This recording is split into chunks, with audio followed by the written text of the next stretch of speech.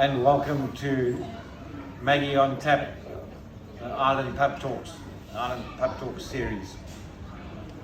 Before we begin, our team here tonight would like to acknowledge country. We acknowledge and pay our deepest respects to the Wulguru Kabar, the traditional custodians of our island home, Yumbanan, and its waters, the traditional custodians of Magnetic Island today and many years before now. Welcome to the second event in our Maggie on Tap Island Pub Talk series. Thank you for all attending. It's been amazing to see the crowd, and it's been truly great to see we're having to bring in more chairs and tables. I trust that you're comfortable and that you have a cold refreshment and perhaps have made an order of food at the kitchen. And whilst I'm talking about refreshments, please let me pass on our sincere thanks to John and the Arcadia Hotel for supporting us and providing this venue that we're in this evening. Before we begin, I'd like to just talk about how we've come to be here. Just quickly, Maggie on Tap Pub Talks are a small part of a larger Magnetic Island Community Action Plan funded by the Great Barrier Reef Foundation.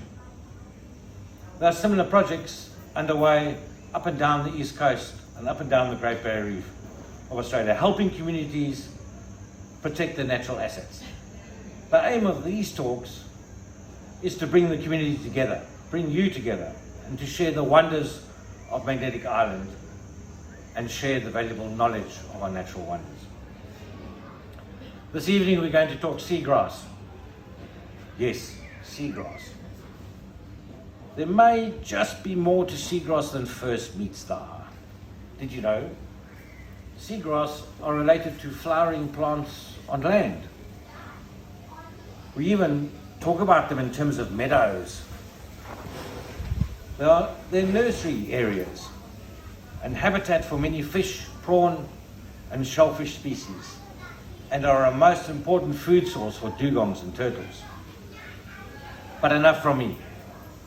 You're not here to hear me talk. There is something I want to say before I hand over. Cold play. Bear this in mind. Cold play. I want to know at the end of this talk what the relation is between Coldplay, the band, and seagrass. Our expert tonight is a gentleman who's travelled from Europe, Italy to be precise, specifically to study, research and monitor our seagrass meadows here on the UNESCO World Heritage Great Barrier Reef. Without further ado, let me hand the mic to Ricardo Lashali.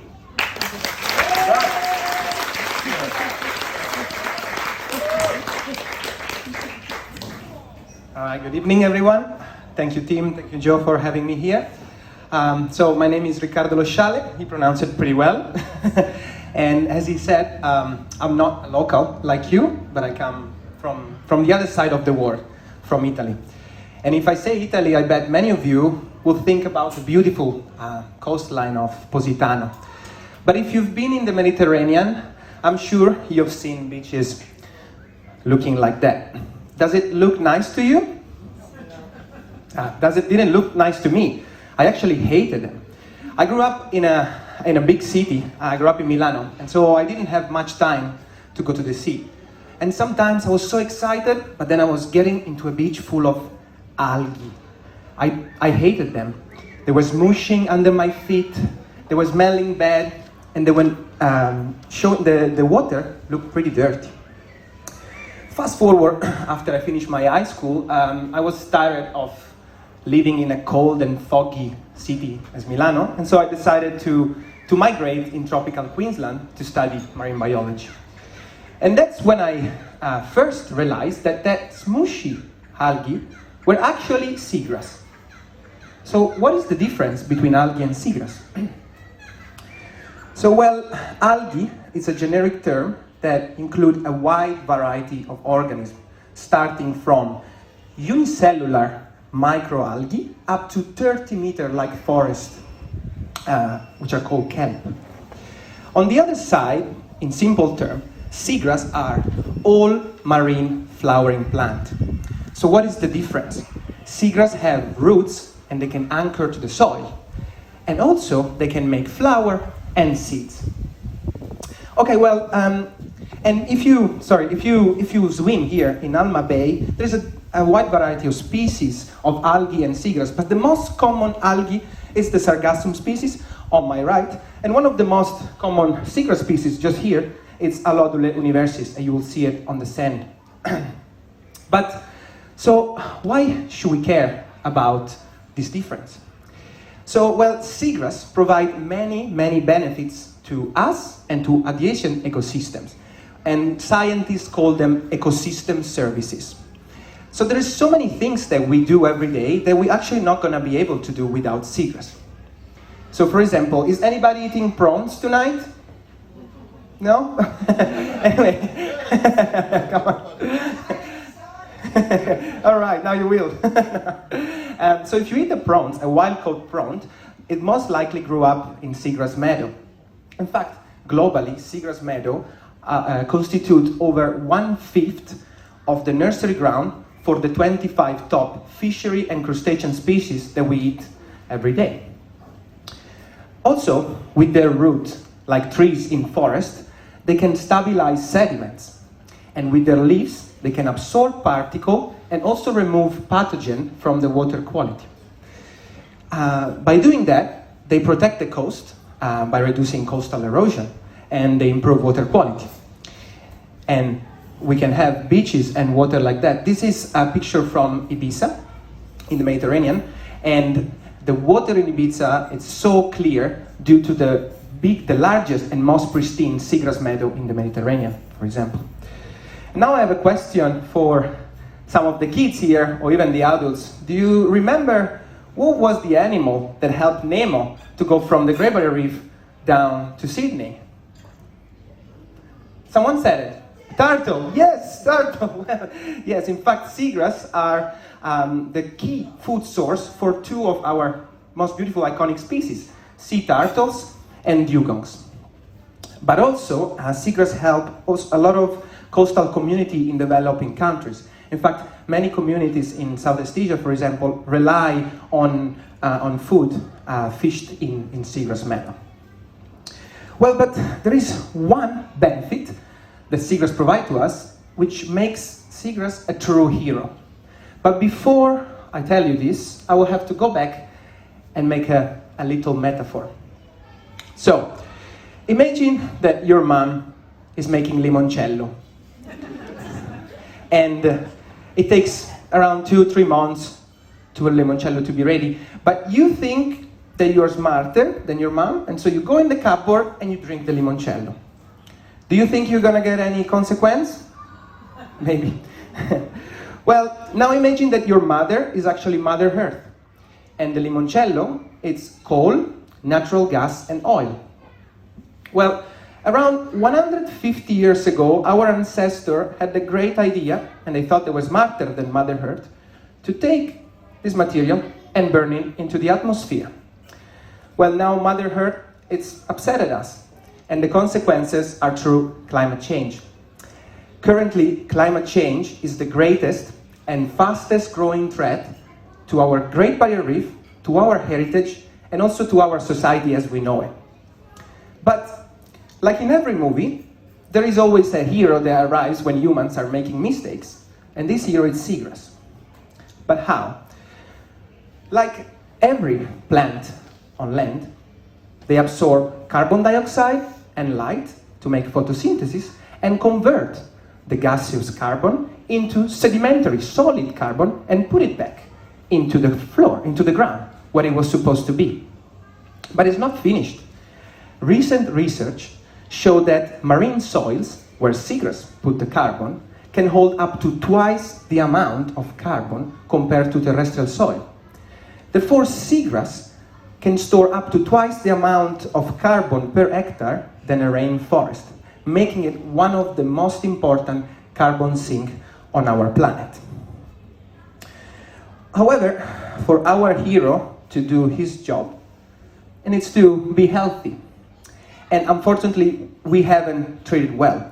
In fact, in the last 100 years, we've been losing approximately 20% of seagrass meadow globally, mainly due to destructive fishing, coastal development, and poor water quality, as well as the increase in extreme events such as heat waves and cyclone driven by climate change. But also there's another problem, because until recently, not many studies bothered to study them. So imagine, back in the days, you're a young botanist here in Australia or somewhere in the world, you would like to go in the forest and study plants. But if you are a marine scientist, you might want to study whales or sharks or charismatic habitats like corals. So seagrass have received substantially way less research effort compared to most of other coastal ecosystems.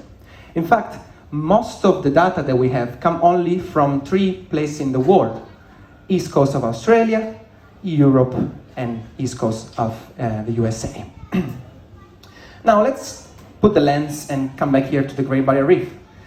So everybody knows that the Great Barrier Reef hosts the largest coral reef in the planet. And the Great Barrier Reef provides approximately $5.2 billion per annum in the Australian economy. And right now, there are approximately 64,000 people employed in the Great Barrier Reef. However, not many people know that here in the Great Barrier Reef, we also host one of the largest seagrass meadow on the planet. And also, the carbon stored in our seagrass meadow is approximately around 11% of the total blue carbon stored in seagrass everywhere else in the world, making it one of the most important seagrass meadow on the planet. Putting the lens a bit more, let's come here to Magnetic Island and Cleveland Bay. And specifically, the seagrass meadow around our coastal areas, it's a key meadow for the health of the whole GBR. A recent research showed that the seagrass in Cleveland Bay are a hotspot of connectivity. What does it mean? It means that the health and the protection of our seagrass would also enhance the health of the north and the south part of the seagrass in the GBR.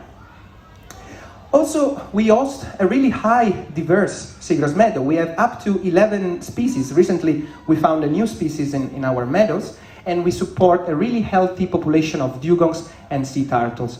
Here you can see, these are some drawings of the species that you can find in Cleveland Bay, as well as around Magnetic Island.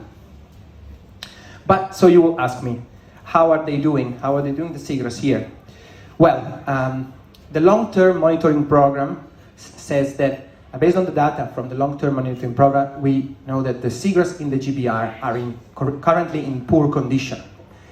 However, mainly due to the impact of poor water quality and the impact of extreme events such as cyclones. In fact, if you see from these 2 graphs, on the right we have the Burdekin region, our region, and the whole Great Barrier Reef. We have the same pattern. The steepest decline was seen after 3 years of wetter than average wet season from 2008 to 2011, and I bet some of you knew the impact of Cyclone Yazi, which was the last cyclone of the 3. But as we can see, if extreme events do not occur often, seagrass in the GBR can recover fast. Now, in the last couple of years, we saw another decline due to the flood that happened in 2019. However, a recent research, specifically in Cleveland Bay, showed that our seagrass have already recovered. And so our seagrass are now in good condition. Why? Because here, compared to the rest of the Great Barrier Reef, we have a slightly lower impact from water quality as well as from coastal development. However, to keep our seagrass healthy, we need to keep monitoring, studying, and researching, because climate change, because extreme events are going to be more frequent and more intense due to climate change. However, you will ask me, so why are you telling me all of that? Well, as I told you at the beginning, when I was in Italy and I didn't have experience with seagrass, I didn't even know what they were. In fact, I believe that one of the key challenges in seagrass conservation is the general lack of awareness about the importance and vulnerability of this incredible coastal ecosystem. And so, as part of my research through a public perception surveys, I found that even us, frequent visitors of the Great Barrier Reef, are not aware of the power of seagrass to mitigate climate change, as well as the vulnerability of seagrass to the impact of climate change. And among many reasons, one of the key reasons is because, well, we don't really hear about it. Here on the right side, we have a graph that shows the crazy disproportion across media report between different coastal ecosystems. As you can see, seagrass globally has received way less attention than other coastal ecosystems. And a quick database search shows the same result even locally. And that is why I'm here to talk to you about this. So, in conclusion, as I said, climate change is the greatest and fastest growing threat to our Great Barrier Reef. And one way to adapt and to adapt to climate change is to raise awareness about the importance of our natural ecosystem and how they can help mitigate this problem. So, what can you do? Well, I would say spread the message. Talk to people that do not have the chance to be lucky like you and be on an island where you can go and experience it yourself. Think about maybe one small change that you can do to reduce your carbon emission. Maybe select one product and buy it from a more sustainable source, or maybe pick one day to go to work with your bike. Experience seagrass. As I said, the Great Barrier Reef is not all about corals. You can walk with your kids at low tide in Bushland Beach, or you can also swim here in Alma Bay in the sand and see all the beautiful cryptic creature in seagrass. And if you want to become a pro, you can also become a citizen scientist with Seagrass Watch. On this note, I would like actually to ask the audience, because other than doing a master at JCU, I'm also the president of the JCU Dive Club. And I've been wanting to involve the members of the Dive Club with seagrass monitoring. So if anybody is involved with seagrass monitoring or with Seagrass Watch, would like to have a chat and try to expand our network. I also believe that seagrass citizen science could be feasible for kids in school, and perhaps creating international collaboration between schools here and schools like in Milano, where people don't know about it, to try to raise awareness elsewhere and expand our science communication. Here, for example, this morning I was just riding the bike on the Strand and I saw this beautiful story. So if you have kids and you go on the Strand, there's a beautiful story, One Remarkable Reef, that talks about the reef. I thought was really interesting, really cool. And lastly, if you like this presentation and you would like to learn more, here I give you some suggestions. So if you like reading, there's a really nice report from UNEP, which is called Out of the Blue, and tells you all about the importance, the status, and the vulnerability and the future of seagrass. But if you prefer watching a video, because sometimes reading is a bit it's hard, there is a video on YouTube, 27 minutes, talks about seagrass and mangrove and the importance of blue carbon. If you have kids and you would like to learn together, you can go on the website of Project Seagrass under Educate and Inspire. There's so many educational tools from you can use with kids from 0 till 18 years old. And lastly, I just give you a spoiler. So the Dry Tropics Partnership for Healthy Water is producing a Cleveland-based story map, which is still not available, but will be available soon. And it's a beautiful tool to understand basically the importance of our seagrass, the status, and what we are doing, what scientists are doing, and the monitoring that is going on in our seagrass. So Tim said something at the beginning about Coldplay, and it's coming back. So to finish this presentation, I would like to put a song. specifically from the Coldplay. Why? Because the Coldplay recently became a patrons of Project Seagrass, which is a charity based in Swansea City that is devoted to restore and protect seagrass in England. But I'm not gonna just put the song, because remember at the beginning that beach with all the seagrass? Well, maybe that was not a touristic beach, but if you walk a bit, you might have ended up in a beach that looks like that. Because in Italy, we like to dance together, like a baby dance. So that's what we're gonna do. Stand up and let's dance together.